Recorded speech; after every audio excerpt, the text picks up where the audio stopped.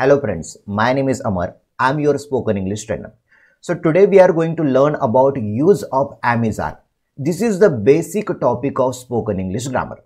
तर मित्रांनो आज आपण स्पोकन इंग्लिश मधला सर्वात महत्त्वाचा टॉपिक आहे जो आहे Amizar. आता मित्रांनो Amizarचा वापर स्पोकन इंग्लिश मध्ये कशा पद्धतीने करतात हे आपण या व्हिडिओ मध्ये सविस्तरपणे पाहणार आहोत. चला तर मित्रांनो वेळ न दवडता आपल्या व्हिडिओला सुरुवात करूया. बघा मित्रांनो सर्वात महत्त्वाचं आहे आपल्याकडे प्रोनाउन. प्रोनाउन म्हणजेच काय तर सर्वनामे. मित्रांनो हे जे सर्व प्रोनाउन जर तुम्हाला कळाले तर तुम्हाला Amizarचा वापर कोणत्या सब्जेक्ट समोर करायचं याचा तुम्हाला अर्थ समजून येईल. त्यामुळे प्रोनाउन जाणून घेऊया आणि मग आपण समोरच्या स्टेपकडे वळूया. So first of all there are 8 pronouns in English grammar. So I will tell you. First one is I. आयचा अर्थ होतो मी. हे आहे मित्रांनो एकवचन सिंगुलर. ओके. हीचा अर्थ होतो तो. हे आहे सिंगुलर एकवचन. शीचा अर्थ होतो ती. हे आहे सिंगुलर एकवचन. इटचा अर्थ होतो ते. हे पण आहे एकवचन सिंगुलर मध्ये. मित्रांनो इटचा वापर कुणासाठी करतात बरं तर when we express non living thing or animal that time we have to use it. जेव्हा आपल्याला एखादा प्राणी निर्जीव वस्तू किंवा वेळ सांगायची असेल तेव्हा तुम्हाला इटचा वापर करावा लागतो. नंतर आहे मित्रांनो आपल्याकडे यू. यूचा अर्थ होतो तू. हे येतं प्लुरल मध्ये. नंतर यूचा अर्थ होतो तुम्ही. हे सुद्धा येतं प्लुरल मध्ये. नंतर आहे दे. ते त्या ती. हे येतं प्लुरल मध्ये. नंतर आहे वी. वीचा अर्थ होतो आम्ही. हे सुद्धा येतं अनेकवचन मध्ये. आता मित्रांनो हे सर्व प्रोनाउन काय इम्पॉर्टंट आहेत हे आपण आता पाहणार आहोत. बघा आता मित्रांनो या प्रोनाउनला आपल्याला ॲक्युरेट पेअर जोडायची आहे. म्हणजे कोणत्या सब्जेक्ट समोर ॲम येते, कुणासमोर इज येते, कुणासमोर आर येते हे आपल्याला सविस्तरपणे कळेल. बघा आयचा अर्थ होतो मी. आय हा सिंगुलर असल्यामुळे नेहमी आय समोर आपल्याला ॲमचा वापर करायचा आहे. ओके. इतर कोणत्याही प्रोनाउन समोर तुम्हाला ॲमचा वापर करायचा नाहीये. नेक्स्ट बघा ही म्हणजे तो. हीची पेअर असणार आहे ही इज. ओके. सिंगुलर असल्यामुळे इज लावायचं. हीच्या ऐवजी मित्रांनो आपण जर एखाद्या व्यक्तीचं नाव घेतलं, समजा मी नाव घेतलं रमेश, तर रमेश इज येईल पेअर. ओके. नंतर बघा शी. शीची पेअर. शीची जोडी काय आहे इज. ओके. इट कुणासाठी प्राण्यासाठी, निर्जीव वस्तू, लहान मुलांसाठी. मग इटची पेअर काय असणार आहे इज असणार आहे. जर मित्रांनो इतर सिंगुलर नाउन आहेत आपल्याकडे जसं आपण घेतलं बॉय तर बॉय इज येईल. रोहन इज येईल. श्रुती इज येईल. प्राण्याचं नाव घेतलं तो जर एक घटक दाखवायचा असेल तर त्याच्या समोर तुम्हाला इज ही पेअर जोडायची. म्हणून लॉयन इज येईल. कॅट इज येईल. टेबल इज येईल. चेअर इज येईल. ओके. कोणताही घटक सिंगुलर जर असेल तर त्याला प्रेझेंट मधली एखादी पोझिशन स्टेट सांगायची असेल तर तुम्हाला त्या सिंगुलर प्रोनाउन समोर इज हे टू बी स्वरूप वापरायचं. नंतर बघा वी यू दे हे सगळे प्लुरल आहेत. वी ची पेअर काय असणार आहे मित्रांनो आर असणार आहे. म्हणजे काय आम्ही आहोत. यूची पेअर काय असणार आहे यू आर. दे ची पेअर काय असणार आहे तर दे आर. मित्रांनो बघा यू पहिला वाला जो यू सिंगुलर आहे तर त्याच्या समोर सुद्धा आर घ्यायचे. दुसरा यू वाला तुम्ही हा प्लुरल मध्ये तरी सुद्धा आर घ्यायचं आहे. ओके. आणि मग इतर प्लुरल नाउन तुमच्याकडे आले जसं की चिल्ड्रन आलं तर चिल्ड्रन आर येईल. बॉईज आलं बॉईज आर येईल. गर्ल्स आलं गर्ल्स आर येईल. पीपल आर येईल. तुम्ही इथे पाहू शकता पहिल्या चार्ट मध्ये किंवा या दुसऱ्या बॉक्स मध्ये मित्रांनो इथे बघा इथे बॉय दिले मी प्लुरल दिले का नाही म्हणून बॉय एक असल्यामुळे इज घेतले. इथे मी बॉईज घेतले याला यस हे सफिक्स लावलेलं आहे म्हणून तिथे बॉईज आर घेतले. परत बघा इथे गर्ल एक मुलगी. इथे काय घेतलं आपण अनेक घेतले म्हणून गर्ल्स आर घेतले. पीपल म्हणजे अनेक लोक. एकापेक्षा अनेक लोक आहेत म्हणून आपण त्याच्या समोर आर हे टू बी स्वरूप घेतलेलं आहे. चला आता समोर वळूया. मित्रांनो आता पाहूया आपण कोणत्या पेअरला ही सब्जेक्टची आपली जोडी लावल्यानंतर त्याचा अर्थ काय होतो. ओके. बघा ॲमचा अर्थ होतो मी आहे. हीचा अर्थ होतो तो आहे. शीचा अर्थ होतो ती आहे. इटीचा अर्थ होतो ते आहे. टेबल इचा अर्थ होतो टेबल आहे. कॅट इचा अर्थ होतो कॅट आहे. अमर इचा अर्थ होतो अमर आहे. वी आरचा अर्थ होतो आम्ही आहोत. यू आरचा अर्थ आहे तू आहेस. दुसरा यू आरचा अर्थ होतो तुम्ही आहात. दे आरचा अर्थ आहे ते त्या ती आहेत. पीपल आरचा अर्थ होतो लोक आहेत. चिल्ड्रन आरचा अर्थ होतो मुले आहेत. ओके. आता मित्रांनो so now we are going to learn how to make different sentences with the help of to be form. या टू बी फॉर्मचा वापर करून वेगवेगळ्या प्रकारचे वाक्य कसे बनवायचे हे आपण पाहणार आहोत. मित्रांनो या व्हिडिओमध्ये आपण पाहणार आहोत स्टेट म्हणजेच काय तर स्थिती, पोझिशन आणि क्वालिटी म्हणजेच गुण असणारे नॉर्मल वाक्य बनवणार आहेत. या वाक्यामध्ये कुठलीही ऍक्शन घेणार नाहीत, म्हणजेच क्रियापद घेणार आहोत का आपण? नाही, नॉर्मल ऍक्शन वाले वर्ड. आपल्याला फॉर्म्युला वापरायचा आहे. त्या फॉर्म्युल्याचा वापर करून आपल्याला वेगवेगळ्या प्रकारचे सेंटेन्स बनवायचे आहेत. तर मित्रांनो, ॲसर्टिव्ह सेंटेन्स बनवायचे सुरुवातीला आपण बघा. आता ॲसर्टिव्ह सेंटेन्स म्हणजे विधानार्थी वाक्य. फॉर्म्युला पाहू शकता, subject plus am are plus object plus noun. आता बघा, पहिलं वाक्य आहे आपल्याकडे, मी आनंदी आहे. मित्रांनो, मी साठी आय घेतला, आयची पेअर आपण ॲम घेतलेली आहे आणि नंतर ऑब्जेक्ट तुम्हाला जोडायचा आहे म्हणजे आय एम हॅपी. बघा फॉर्म्युल्यामध्ये जमलं का नाही? सब्जेक्ट झाला आय, आयची पेअर जमली ॲम आणि ऑब्जेक्ट घेतला आपण हॅपी, मी आनंदी आहे. दुसरं वाक्य बघा, तो दुःखी आहे. सब्जेक्ट कोण आहे? सब्जेक्ट आहे ही. ही नंतर पेअर काय आली? इज घेतली आपण आणि नंतर ऑब्जेक्ट घेतला आपण सॅड, म्हणजेच काय? तर तो दुःखी आहे. नंतर बघा पुढचं वाक्य मित्रांनो आपल्याकडे, ती श्रीमंत आहे. आता या वाक्यामध्ये पाहू शकता, ती साठी मित्रांनो आपण घेतला शी, शीची पेअर आपण इज घेतली आणि ऑब्जेक्ट झाला रिच, म्हणजे ती श्रीमंत आहे. कळालं? सब्जेक्ट म्हणजे कोण? तर कर्ता. वाक्याचा जो डुअर आहे, जो क्रिया करणारा व्यक्ती आहे, त्याला आपण कर्ता म्हणतो. ओके, नेक्स्ट बघा आता सेंटेन्सेस. अमर प्रामाणिक आहे.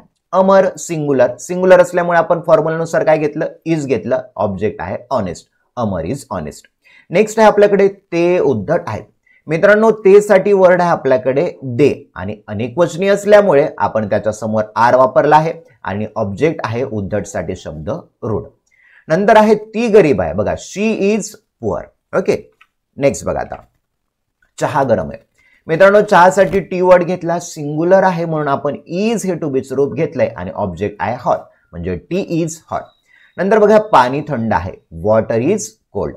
नेक्स्ट आहे तो बुद्धिमान आहे. चला, he is intelligent. Okay, next बघा आता मित्रांनो थोडासा पुढे जाताना आपल्याला एक थोडासा महत्वाचा रूल महत्वाचा आहे. आता रूल असा आहे की बाबा एकवचनी सामान्य नामासमोर ए किंवा यांचा उपयोग करावा. बघा, when we express singular countable noun that time we have to use a or an article. जेव्हा कधी आपल्याला एखादी घटक किंवा एखादी व्यक्ती एक आहे म्हणून सांगायचं असेल तेव्हा आपण ए किंवा यांचा वापर करायचा. मग प्रश्न निर्माण होतो, ती व्यक्ती किंवा वस्तू एक आहे तर कोणत्या घटकासमोर ए वापरायचा आणि कोणत्या घटकासमोर an वापरायचा. तर मित्रांनो बघा, ज्या नामाची सुरुवात व्यंजनाने होत असेल म्हणजेच काय तर कॉन्सोनंटने सुरुवात होत असेल तर त्या कॉन्सोनंटने सुरुवात होणाऱ्या शब्दासमोर तुम्हाला अ हे आर्टिकल घ्यायचं. मग मित्रांनो, बी पासून झेड पर्यंतचे ए ई आय ओ यू हे स्वर वगळता इतर जे घटक असतील त्या घटकाचे जर उच्चार व्यंजनाने म्हणजे कॉन्सोनंटने होत असेल तर त्याच्या समोर तुम्हाला एक वस्तू किंवा व्यक्ती दाखवण्यासाठी अ हे आर्टिकल वापरायचं. मन बघा, इथे बुक बी पासून सुरुवात झाली म्हणून अ बुक घेतलं, एक पुस्तक. इथे मॅन घेतला, बघा एक माणूस एम आहे म्हणून आपण अ मॅन असं घेतलेलं आहे. टीचर बघा, अ टीचर आपण घेतलेलं आहे. आता पाहूया, नामाच्या सुरुवात जर स्वराच्या उच्चाराने म्हणजे ए ई आय ओ ने होत असेल तर त्या नामासमोर तुम्हाला an हे आर्टिकल वापरायचं. किंवा मित्रांनो, मराठीमध्ये 14 स्वर आहेत. या 14 स्वरांच्या उच्चारानुसार जर एखादा शब्द जर त्याचा उच्चार फॉवेल सारखा म्हणजे स्वरासारखा येत असेल तर त्याच्या समोर तुम्हाला an हे आर्टिकल घ्यायचं. आता बघा रूल काय म्हणतो, ए वापरला ए आय पैकी म्हणून आपण an एनिमल घेतलं. एलिफंट घेतला, an एलिफंट घेतलं. an अम्ब्रेला घेतलं, an ॲन्ड घेतलं, an ऑरेंज घेतलं. आता मित्रांनो, तुमच्याकडे एक वर्ड आहे, he is an honest boy. an honest boy.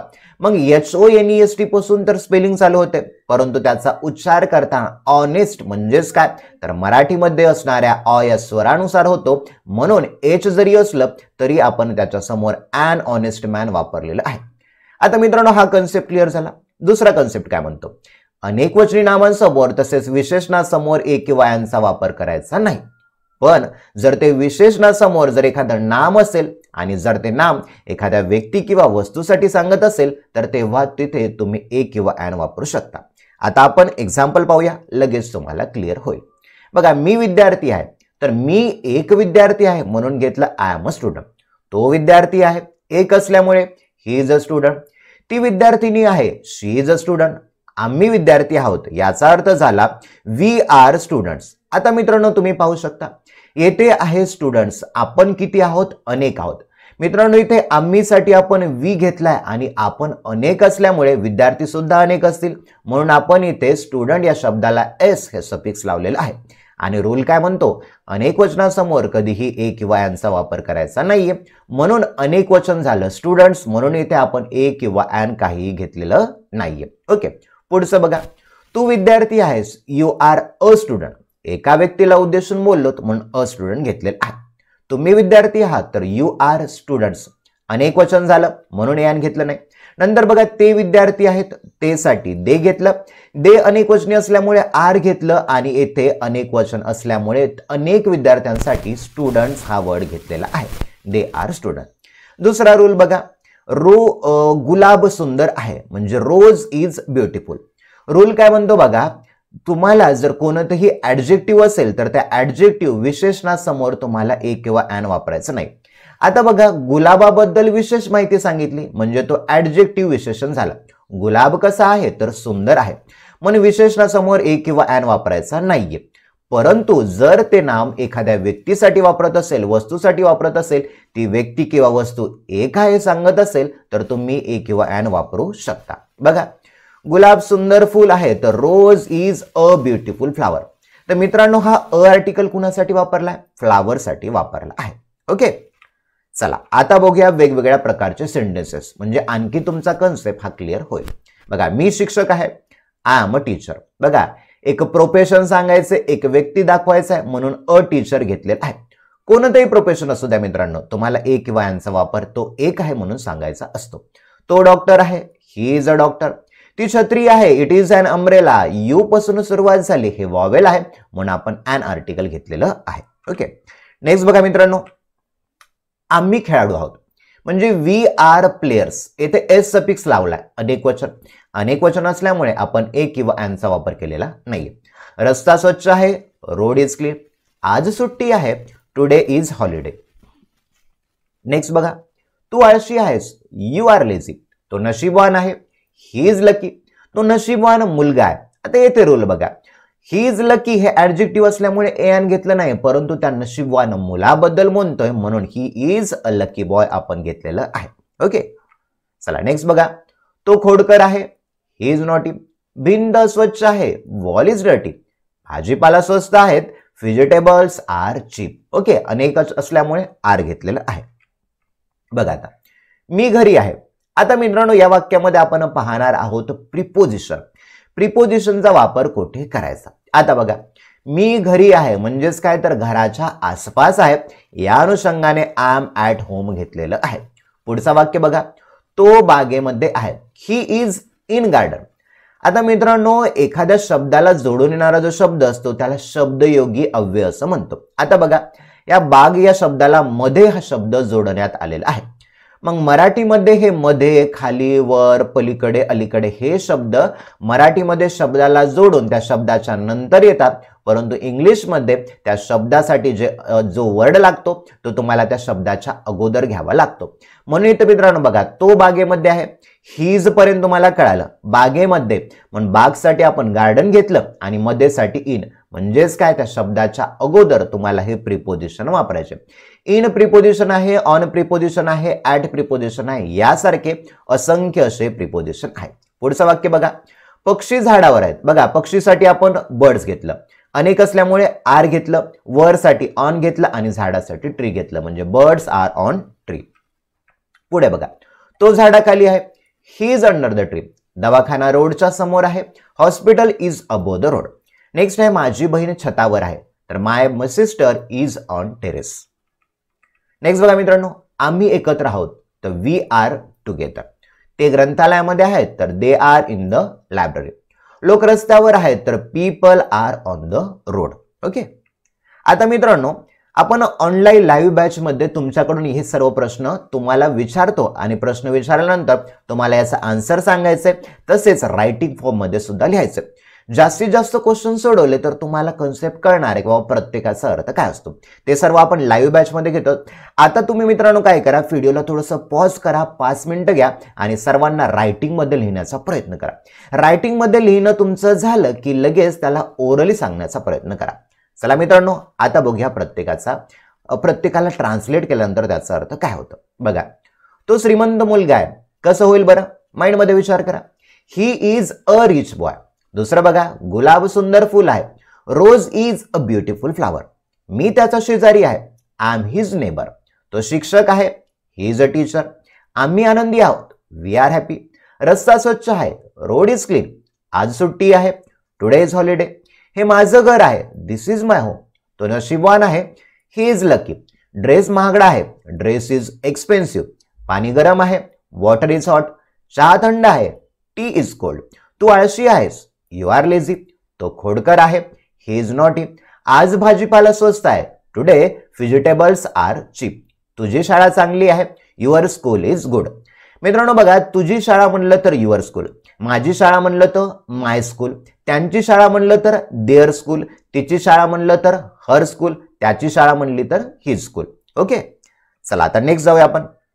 So friends, we have recently just made assertive sentences, but now we are going to learn how to make 4 kinds of sentences. First one is assertive, second is interrogative, third one is negative, and fourth negative interrogative. Okay, प्रत्येकाचा वेगळा formula आहे, त्या फॉर्म्युलाचा वापर करून तुम्हाला sentence बनवायचे. Practice केली आपण तर सर्व तुम्हाला व्यवस्थित जमणार आहे. बघा मित्रांनो, असर्टिव्ह म्हणजेच काय तर विधानार्थी वाक्य. या वाक्यामध्ये सरळ सरळ विधान दिलंय, स्टेटमेंट दिलंय, त्याला असर्टिव्ह म्हणूया. दुसरं आहे इंटरोगेटिव्ह, म्हणजे या वाक्यात प्रश्न विचारला. निगेटिव्ह हे वाक्य काहीतरी करण्यासाठी नकार दर्शवतंय, आणि निगेटिव्ह इंटरोगेटिव्ह या वाक्यामध्ये नकार पण दर्शवलाय आणि प्रश्न सुद्धा विचारला आहे. चला आता बघूया वेगवेगळे सेंटेन्स. बघा, मी विद्यार्थी आहे, आय एम अ स्टुडंट. मी विद्यार्थी आहे का, जस्ट इनव्हर्स करायला, एम आय अ स्टुडंट. मी विद्यार्थी नाहीये, I am not a student. आणि मी विद्यार्थी नाही का, इनव्हर्स करायला, am I not a student. Okay, next बघा मित्रांनो, तो प्रामाणिक आहे, ही इज ऑनेस्ट. तो प्रामाणिक आहे का बरं, तर इज ही ऑनेस्ट, उलट करायला. तो प्रामाणिक नाहीये तर निगेटिव्ह साठी तुम्हाला नॉट करायचं किंवा इजचं निगेशन फॉर्म होतं इजंट. मग म्हणू शकता ही इज नॉट ऑनेस्ट किंवा ही इजंट ऑनेस्ट. नंतर तो प्रामाणिक नाही का, तर इजंट ही ऑनेस्ट किंवा इज ही नॉट ऑनेस्ट. इथे पण मित्रांनो आपल्याला इनव्हर्स करायचं, उलट करायचं. बघा आता ही इज नॉट ऑनेस्ट मी इथे उलट केलं. बघा, इज घेतला सुरुवातीला, नंतर त्याचा उलटा अपोज केल्यानंतर इज ही घेतला, बाकी सेम. म्हणजे इज ही नॉट ऑनेस्ट. आणि तो प्रामाणिक नाही का दुसऱ्या फॉर्म मध्ये, तर बघा इजंट ही ऑनेस्ट, याला कसं करता येईल, मला इजंट घेता येईल आणि ही घेता येईल आणि मग ऑनेस्ट घेता येईल. ओके, नेक्स्ट बघा, ती सुंदर आहे, शी इज ब्युटिफुल. ती सुंदर आहे का, इज शी ब्युटिफुल. ती सुंदर नाहीये, शी इजंट ब्युटिफुल. आणि ती सुंदर नाही का, इजंट शी ब्युटिफुल. येथे पण बघा मित्रांनो, पहिल्या वाक्यामध्ये मी उलट केले, ओके, 2 वाक्यामध्ये. तिसऱ्या आणि चौथ्या वाक्यामध्ये पण बघा एकमेकांना मी इनव्हर्स केले, उलट केले. समजण्यासाठी अशा प्रकारचे वाक्य तुम्ही बनवावे. नेक्स्ट बघा आता, आम्ही आनंदी आहोत, वी आर हॅपी. आम्ही आनंदी आहोत का, आर वी हॅपी. आम्ही आनंदी नाही आहोत तर वी आरंट हॅपी. मित्रांनो, आर नॉटचं निगेशन फॉर्म आरंट झालेला आहे, तुम्ही वी आर नॉट हॅपी सुद्धा घेऊ शकता. चौथं बघा, आम्ही आनंदी नाहीत का, तर आरंट वी हॅपी. ओके, चला आता नेक्स्ट बघा, तो आजारी आहे, सॉरी ती आजारी आहे, शी इज सिक. ती आजारी आहे का, इज शी सिक. ती आजारी नाहीये, शी इजंट सिक. आणि ती आजारी नाहीये का, तर isn't she sick. Okay, next बघा, अरिजित प्रसिद्ध गायक आहे. Arijit is a famous singer. Arijit प्रसिद्ध गायक आहे का, तर is Arijit a famous singer. Arijit प्रसिद्ध गायक नाहीये, तर Arijit isn't a famous singer.